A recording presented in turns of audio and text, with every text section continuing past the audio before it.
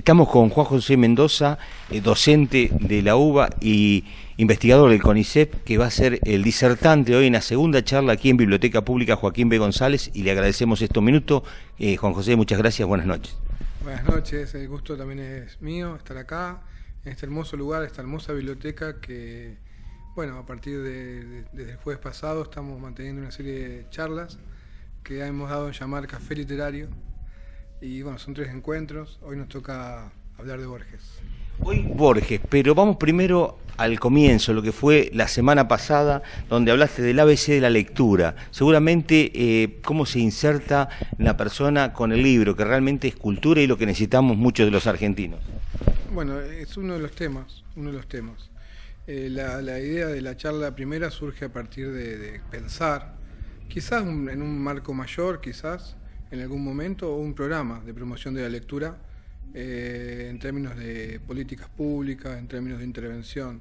La cultura es un campo de ampliación de ciudadanía. Eso se tiende a olvidar, pero no es lo mismo una persona cuando el acceso a la cultura está dentro de las cartas internacionales, legislado como una ampliación de derechos. Entonces en ese marco se inscribe, ¿no?, todas las actividades que tengan que ver con promoción de la lectura. Y al mismo tiempo la cultura tiene una función política que se tiende a olvidar. Muchas veces la cultura es desjerarquizada o puesta en un segundo nivel a la hora de pensar muchas de las actividades o de las prioridades en la política. Y la cultura tiene una función muy importante que se tiende a olvidar, que es que jerarquiza a las instituciones y trabaja una cuestión importante que tiene que ver con la calidad de las instituciones. La forma de comunicarse también es totalmente distinta, con mucha más jerarquía y más si es a nivel internacional. Pero está demostrado que los países que más se desarrollan no son necesariamente aquellos que tienen más industrias o que tienen más programas económicos, sino que muchas veces los países que más se desarrollan son aquellos que tienen mejores calidades institucionales. Y esa es una de las cosas que aporta la cultura. Los museos, las bibliotecas son un espacio de encuentro donde los espectadores, los asistentes, los lectores, los artistas se encuentran con el pasado entra en diálogo con el futuro, son espacios de ejercicio de la libertad, de pensamiento libre, es de pensamiento crítico, y eso eleva la calidad institucional de esas instituciones y marca el rumbo para otras instituciones. Sí, porque también a veces no compartiendo la idea, pero sabiéndola defender cada una de las posiciones, con cultura creo que es donde avanzamos y donde crecemos. La función de los intelectuales es proponer argumentos claramente formulados para que puedan ser claramente rebatibles. El intelectual no pretende imponer sus ideas, sino que pretende esgrimir argumentos, no para persuadir al otro de que son argumentos más sólidos que otros, sino para darle también al adversario la posibilidad de que puedan ser rebatidos. Entonces, lo que hacemos es construir un diálogo que enriquece a las diferentes partes. Es muy distinto, casi lo contrario, a lo que sucede ahora, ¿no? Exacto. En el mundo en que vivimos. Pero eso pertenece a la tradición intelectual en Argentina, por lo menos, y en América Latina. Bueno, y la recomendación para la gente que a lo mejor todavía no empezó o no se suma, que se sume, o a los chicos, a veces que es más difícil atraerlos, porque hoy el libro en papel sería lo ideal, pero hoy con teléfonos, computadoras, la tecnología, que es buena también para ciertas cosas, pero tratar de sumarlos en el tema a lo mejor que les interese, pero sumarse a la lectura.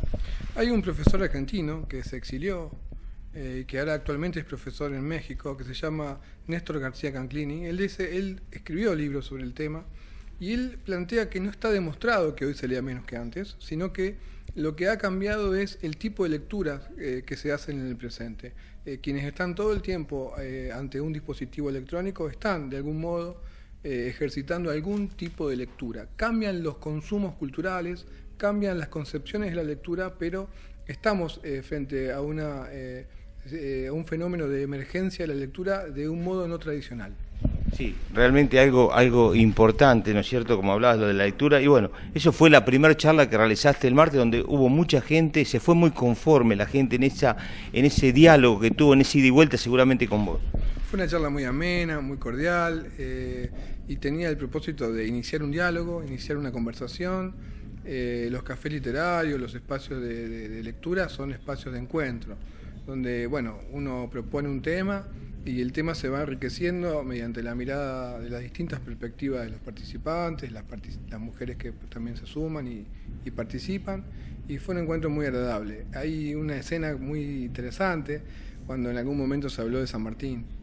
San Martín viene en 1812 a la Argentina y trae consigo una biblioteca de muchos libros franceses, y muda su biblioteca, la trae cruzando el Atlántico, la trae a Buenos Aires, y luego va con esa biblioteca, la lleva a Córdoba, y de Córdoba la va a llevar a Mendoza, y de allí va a hacer el cruce de los Andes también, con esa biblioteca de cerca de 700 libros.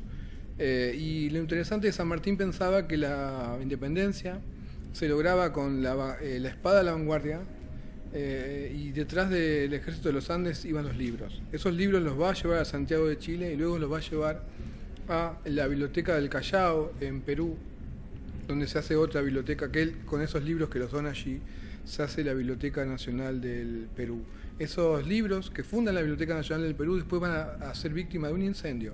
Entonces, esa epopeya americana que en este caso San Martín protagoniza con su biblioteca personal, con sus libros, es solamente un ejemplo de la dramaticidad de la historia, de lo mucho que ha costado en nuestros países instaurar ideas de ilustración, instaurar ideas de cultura.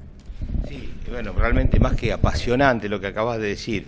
Y hoy con otro tema totalmente distinto, pero muy interesante, porque hablar de Borges es símbolo de uno de los número uno del país.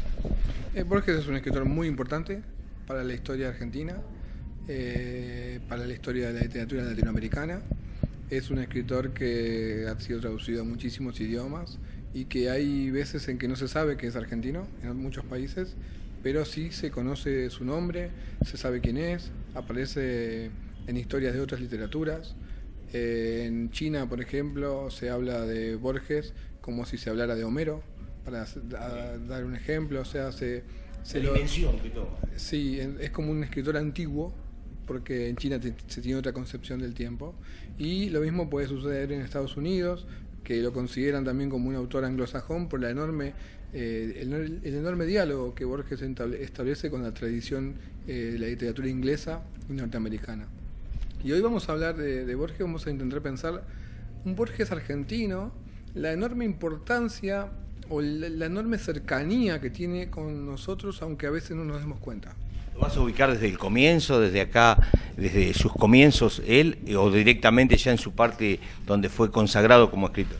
Vamos a hacer un breve viaje biográfico. Sí. Vamos a recorrer algunas escenas importantes de la vida de Borges, en paralelo vamos a ir pensando los momentos en que él comienza a constituirse como un autor, como un escritor importante. Cuando se empieza a consolidar. Es un escritor que, contrariamente a lo que uno piensa, le costó mucho encontrar su poética, encontrar su obra. Él está hasta los años, él nace en 1899, y está hasta 1938, o sea, hasta sus 39 años, buscando su identidad.